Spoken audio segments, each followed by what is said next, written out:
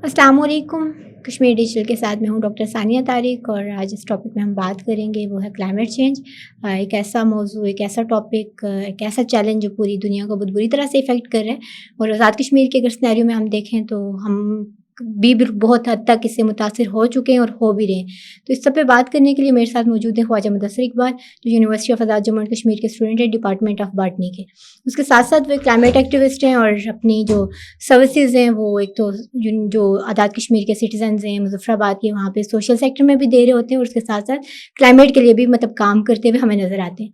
तो उनसे बात करेंगे और देखेंगे कि चैलेंजेस क्या हैं और उनको किस तरह से कोप अप किया जा रहा है गवर्नमेंट लेवल पे, और जो एजेके के लोग हैं वो इसको किस तरह से देख रहे हैं और इस पे काम कर रहे हैं।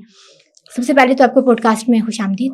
बिस्मिल्लाहिर्रहमानिर्रहीम, अस्सलाम वालेकुम। थैंक यू डॉक्टर साहिबा, आपने मौका दिया। ये एक जो इंतहाई संगीन और एक इंतहाई अहम नोयत का हामिल जो मामला है क्लाइमेट चेंज पे, इस पे बात करने के लिए आपका मुझे बहुत ये शुक्रिया। बताइएगा कि लाइक एजेके की अगर हम बात करें तो किस तरह से क्लाइमेट चेंज इफ़ेक्ट कर रहा है, उसके असरात क्या हैं एजेके के अंदर स्पेसिफिकली, और लोग किस तरह से इसको देख रहे हैं जो सिटीजन्स हैं एजेके के, और गवर्नमेंट क्या कर रही है।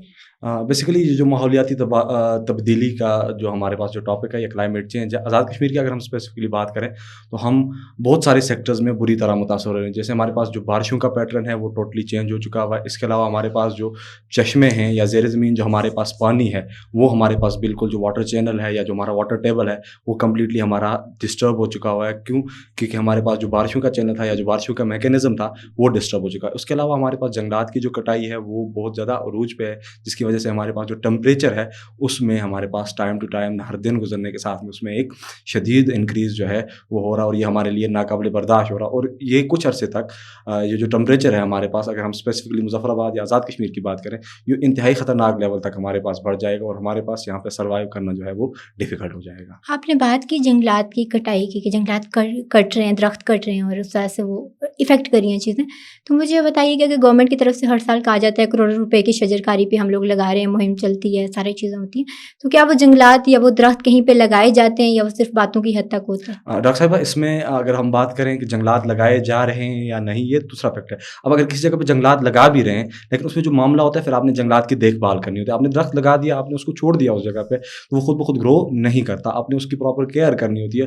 गवर्नमेंट उसके ऊपर दावे तो कर रही है कि हर साल जो महकमा जंगलात के ज़ेर इंतज़ाम शजरकारी मुहिम का हमारे पास आगाज़ होता है, लाखों के हिसाब से हमारे पास दरख्त बांटे जाते हैं, लेकिन उसका कोई चेक एंड बैलेंस हमारे पास महकमा जंगलात के पास भी कोई रिकॉर्ड नहीं है कि उनमें से अगर हमने 100 दरख्त एक दफ़ा लगाया, एक साल में हमने 1000 दरख्त लगाए, तो अगली दफ़ा हमें ये नहीं पता होता कि उनमें से हमारे पास 40 या 50 दरख्त या उससे ज़्यादा भी ग्रो कर चुके हैं कि नहीं है। पैसे अगर गवर्नमेंट लगा भी रही है, लेकिन उनके पास वापस उसका कोई एज़ सच रिज़ल्ट नहीं आ रहा। मुझे नहीं लगता कि हमारे पास या हमारे जो महकमा जंगलात है उसके पास कोई इस तरह का डेटा मौजूद हो कि उन्होंने जितने भी ये जंगलात लगाए हैं, करोड़ों रुपए का जो बजट खर्च करके लगाए हैं, उनमें से कोई डेवलप हो चुका हो, क्योंकि उनके पास जो रखवाली के लिए बेलदारान है वो मौजूद नहीं है।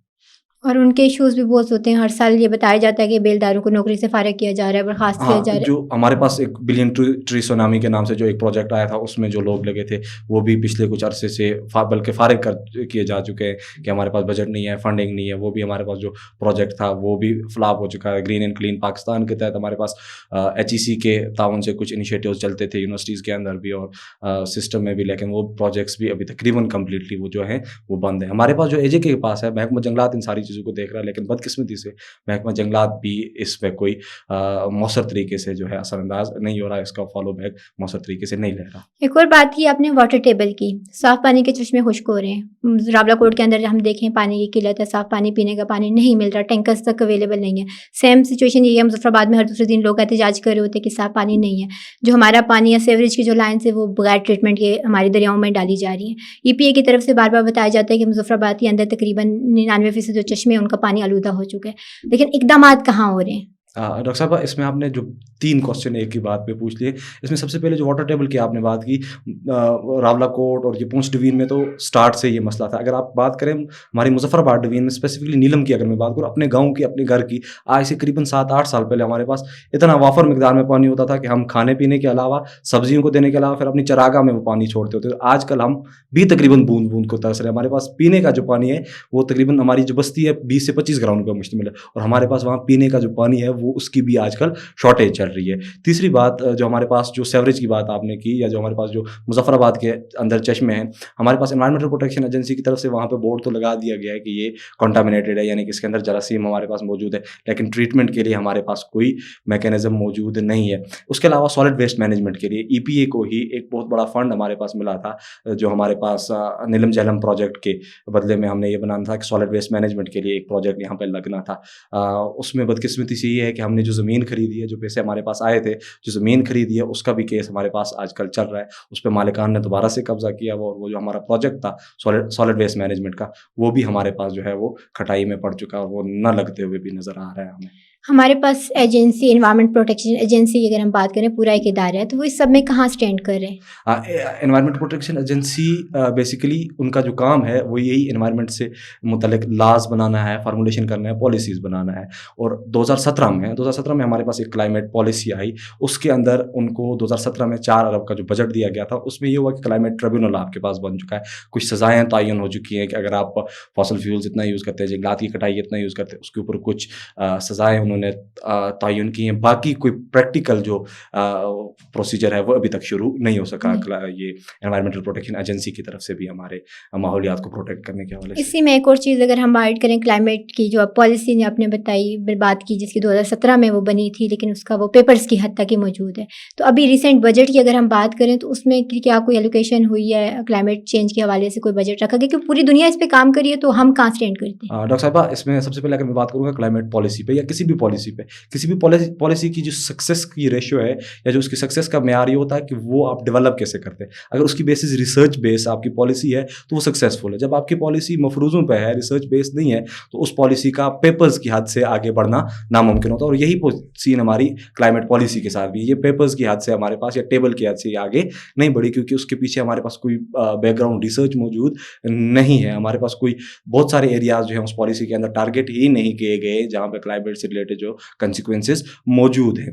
اگر بجٹ کی بات کریں تو ہمارے پاس اے جے کے گورنمنٹ نے, اسپیسیفکلی اے جے کے گورنمنٹ نے کوئی ایسا فنڈ یا کوئی ایسا بجٹ جو ہے الاٹ نہیں کیا ہوا ہے. ہمارے پاس جو آج بجٹ انہوں نے پیش کیا, اس کے اندر کوئی ایسا فنڈ موجود نہیں ہے جو ڈائریکٹلی ہمارے پاس کلائمیٹ ریلیٹڈ جو پروجیکٹس ہیں ان کو ٹیکل کرتا ہے. وفاق کے اندر کچھ ایسے منصوبے چل رہے ہیں, جیسے ہمارے پاس green and clean Pakistan program ہے, یہ انیشیٹو چل رہے ہیں جن کو وفاق فنڈنگ کر رہا ہے, لیکن یہ وفاق کی بیس پہ ہے.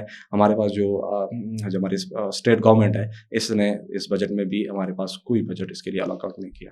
آپ چونکہ نیلم ویلی سے تعلق رکھتے ہیں اور ٹورزم کے حوالے سے آزاد کشمیر کے اندر نیلم ویلی کا اپنا ایک ڈفرینٹ اسٹیٹس بھی ہے, پہچان بھی ہے, ساری چیزیں, تو مجھے بتائیں کہ جو ٹورزم آج کل میں ہو رہا ہے یہ کس طرح سے کلائمیٹ کو افیکٹ کر رہا ہے, اس کو نقصان پہنچا رہا ہے, اور اس پہ کیا گورنمنٹ کی طرف سے کوئی وہ کیا جاتا ہے, چیک اینڈ بیلنس رکھا جاتا ہے, نہیں رکھا جاتا؟ ڈاکٹر صاحب, ٹورزم کی اگر بات کریں تو یہ مختلف طریقوں سے, مختلف ویز میں ہمارے پاس ہمارے کلائمیٹ کو, سب سے پہلے تو ٹورسٹ کو پہنچنے کے لیے ہم ٹرانسپورٹ یوز کرتے ہیں. وہ ٹرانسپورٹ ہمارے پاس فاسل فیولز کے اوپر رن کری, اور فاسل فیولز ہمارے پاس جو مین ڈریون فورس ہے ہمارے کلائمیٹ چینج کی, ایک تو وہ ڈسٹرب کرے. دن جو ہمارے پاس ٹورسٹ جاتے ہیں, ہمارے پاس ان کی اویئرنیس کے لیے کوئی میکینزم موجود نہیں ہے. وہ اپنے ساتھ پلاسٹک, اس کے علاوہ بہت سارے گند کچرا لے کے جاتے ہیں جھیلوں کے اوپر, دن پانی کے اندر, دن ہمارے پاس زمین کے اوپر. اگر زمین کے اوپر ہم بات کریں, یہ جو سالڈ ویسٹ ہے یہ بھی ہمارے پاس جو انڈر گراؤنڈ جو واٹر ہے اس کو ڈسٹرب کرتا ہے. یہ واٹر کی سیپنگ جو پروسیس ہے, یہ اس کو واٹر کو زمین کے اندر سیپ آؤٹ نہیں ہونے دیتا, جس کی وجہ سے جو ہمارا واٹر ٹیبل ہے وہ بھی ڈسٹرب ہو رہا ہے. دین ہمارے پاس جو جھیلیں ہماری ہے ان کے اندر یوٹرافیکیشن ہے, ہمارے اندر الگل گروتھ ہے, اس کی وجہ سے ہمارے پاس جو انڈر گراؤنڈ یا پانی کے نیچے رہنے والی جو مخلوق ہے وہ آٹومیٹکلی کیا ہو رہی ہے, ڈسٹرائے ہو رہی ہے, اور وہ ہمارے کلائمیٹ کے اوپر ایک جو سویئر امپیکٹ ہے وہ کاز کرے. اس کے لیے ضروری یہ ہے کہ ہم پراپر ریگولیشنری میکینزم بنائیں, یہ کہ ہمارے پاس جو ٹورزم ہے وہ کس طرح سسٹینیبل ویز میں, کس طرح ایکو فرینڈلی ٹورزم جو ہے وہ ہم پروڈیوس کریں, تاکہ جو ہمارا نیچر ہے اور ہمارا جو کلائمیٹ ہے, ٹورزم کے ساتھ ساتھ انکم کے ساتھ ساتھ ہم اس کو بھی, نیچر کو بھی اور کلائمیٹ کو بھی پروٹیکٹ کریں. بینگ اے کلائمیٹ ایکٹیوسٹ, آپ کیا سمجھتے ہیں کون سے 2-3 ایسے ہنگامی بنیادوں پہ اقدامات کی ضرورت ہے اس وقت ہمارے ماحول کو؟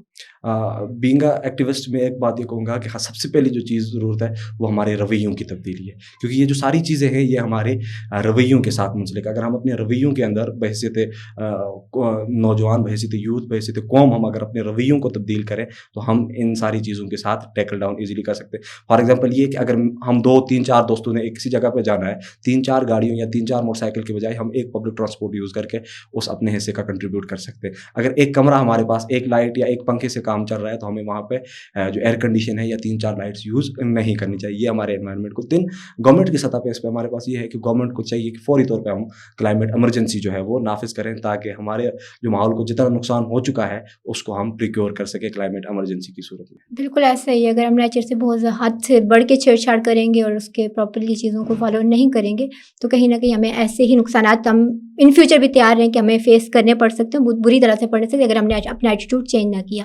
تو بہت شکریہ آپ کے وقت کا. اسی کے ساتھ مجھے دیجیے اجازت, ملتے ہیں اگلے پروگرام میں اللہ نے کے بعد.